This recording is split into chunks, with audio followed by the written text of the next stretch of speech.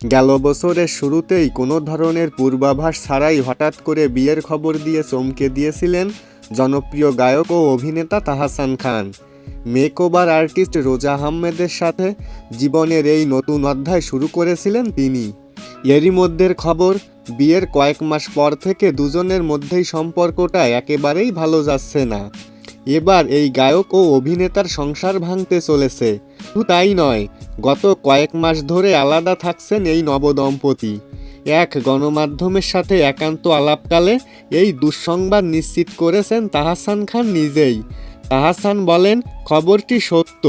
দীর্ঘদিন ধরে অর্থাৎ জুলাইয়ের শেষ থেকে আমরা বিচ্ছিন্ন এবং আলাদা থাকছি।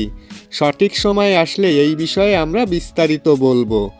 এই মুহূর্তে ব্যক্তিগত জীবন সম্পর্কে বলতে আগ্রহী ছিলেন না তাহসান খান।